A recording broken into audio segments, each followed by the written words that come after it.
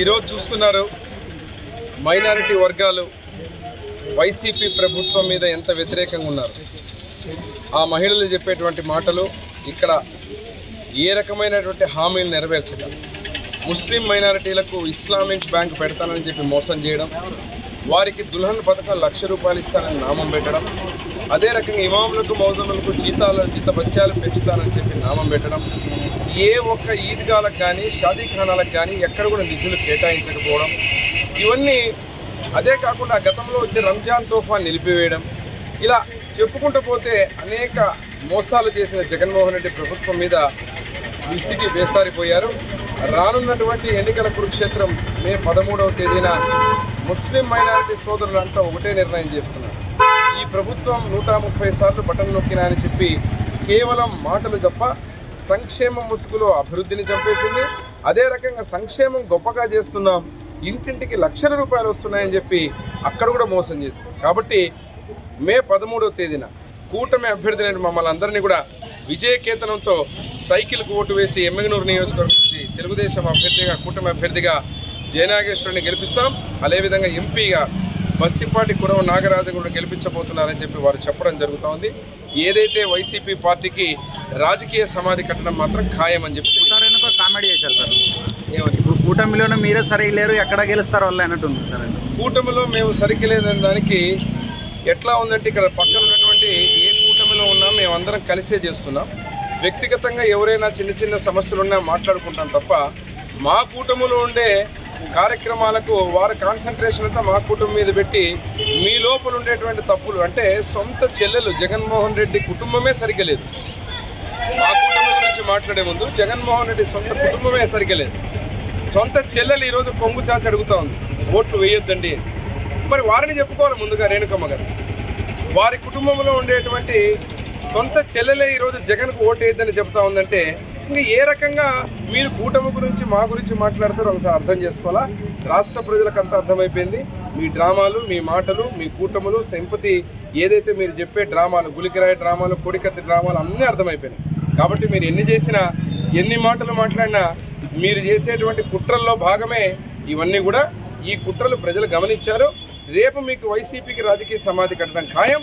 ముఖ్యమంత్రిగా చంద్రబాబు నాయుడు గారు కూటమి అభ్యర్థి జయనాగేశ్వరరెడ్డి పెద్ద మెజారిటీతో ఎంపీ గారు గెలవబోతున్నారని చెప్పి బస్తిపాటి కురవ నాగరాజు గెలవబోతున్నారు. అసలు జగన్మోహన్ రెడ్డి చెప్పే మాటలు ఎన్ని అబద్ధాలనేది ఏదైతే హామీలు ఇచ్చాడో మొట్టమొదటి హామీ మీకు మళ్ళా గుర్తు చేస్తున్నా. మద్యపాన నిషేధం చేసిన తర్వాత నేను ఓటు అడుగుతాన్నాడు, చేశాడా? చేయలేదు. సిపిఎస్ రద్దు అన్నాడు, చేయలేదు. కర్నూలుకు హైకోర్టు అన్నారు, చేయలేదు. సన్న బియ్యం అన్నారు, చేయలేదు.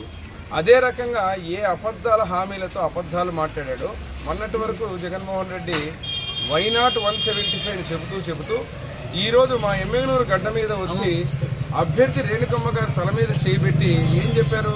పేదరాలని చెప్పారు. అది కూడా అబద్ధమే.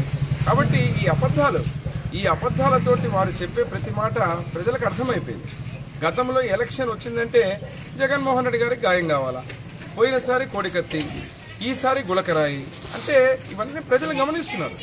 మీరు అభివృద్ధి చేసిన పనులను కానీ ఏదైతే ప్రజలకు మీరు చేసిన సేవలను చెబుతూ ఓటు అడగాలి. అది వదిలిపెట్టి ఈ టక్కు టమారి విద్యలు ఉపయోగించుకుంటూ మోసాలు చేసుకుంటూ అబద్ధపు మాటలు చెబుతూ రాష్ట్ర ప్రజలు, ఎమ్మెగనూరు ప్రజలు అంతా అమాయకులు కాదు, అన్నీ అర్థమైపోయినాయి. మీకు ఒక్క అవకాశం అంటే ఇచ్చారు, ఇంక రెండో అవకాశం లేదు. ఇక మళ్ళీ రాష్ట్ర భవిష్యత్తు కోసం కానీ మా బిడ్డల భవిష్యత్తు కానీ బడుగు బలహీన వర్గాలు ఎస్సీ ఎస్టీ మైనారిటీల భవిష్యత్తు కానీ రావాలా ఉండాలంటే ఖచ్చితంగా కూటమి అభ్యర్థులను గెలిపించుకోవాలా.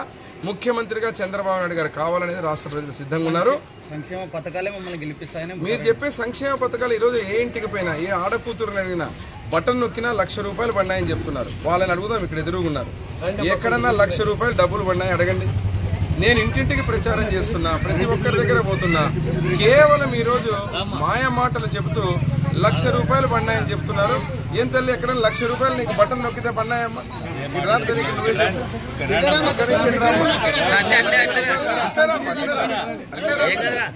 ఎక్కడైనా ఇప్పుడు ఈ తల్లి కూలీకి పోతుంది.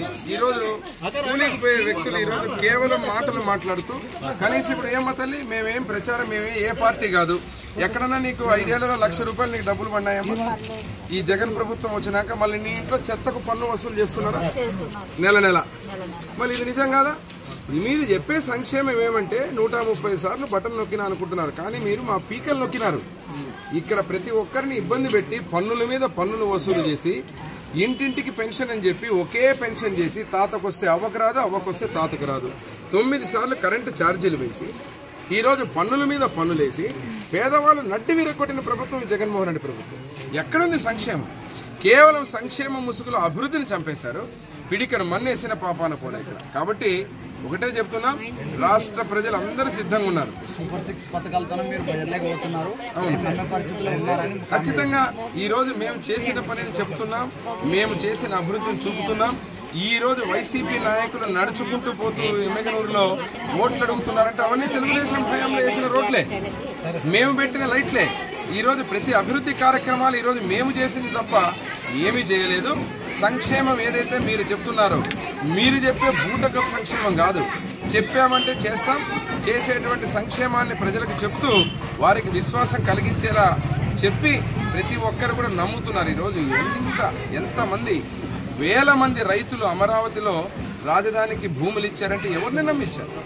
కేవలం ఈరోజు కక్షగట్టి అమరావతిని నాశనం చేసి ఇక్కడ కర్నూలు హైకోర్టు వస్తుంది నాశనం చేసి ప్రాంతాల మధ్యలో చిచ్చు పెట్టి ఇప్పుడు కులాల మధ్యలో చిచ్చు ప్రయత్నం చేస్తున్నారు. ఇంకా నమ్మరు ప్రజలు. మేము ప్రచారంలో పోతారు, ప్రజలు ఎలాంటి సమస్యలు ఎదుర్కొన్నారు?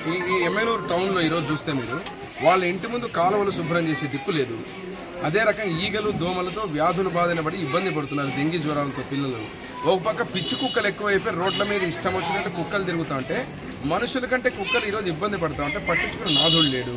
ఒక పక్క కరెంటు ఛార్జీలు పెంచి మోత మోగిస్తున్నారు.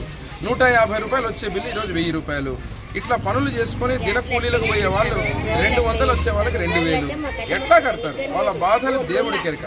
సన్న బియ్యం అని చెప్పి ఉన్న బియ్యాన్ని పోగొట్టి, రంజాన్ తోఫా, క్రిస్మస్ కానుక, అదే రకంగా సంక్రాంతి కానుక అన్ని పోగొట్టి ఆడకూతుళ్ళకి ఈరోజు మీరు 18,000 ఇస్తాను 45 సంవత్సరాలకి అని చెప్పి ఇచ్చారా? ఇయ్యలేదు. ఇవన్నీ కూడా వాళ్ళు చెప్తుంటే అమ్మ ఒడి అని చెప్పి మోసం చేసిరి. 15,000 ఇస్తామని 13,000, 11,000, 9,000 ఒక సంవత్సరం 0. రెండో బిడ్డ ఉంటే ₹1 ఇచ్చే దాఖలు లేవు. ఇవన్నీ ఈ ఫెయిల్యూర్స్ కానీ ఈ ప్రభుత్వం చెప్పిన అబద్ధాలు కానీ ప్రజలకు అన్నీ అర్థమైపోయినాయి. విసిగి వేసారిపోయినారు. రానున్న 13వ తేదీ ఇక మేము 2 బటన్లు నొక్కుతాం. నువ్వు 130 బటన్లు నొక్కినావు, 30 సార్లు బటన్ నొక్కినావు. ఆ 2 బటన్లు సైకిల్కు నొక్కుతామని ప్రజలు సిద్ధంగా ఉన్నారు.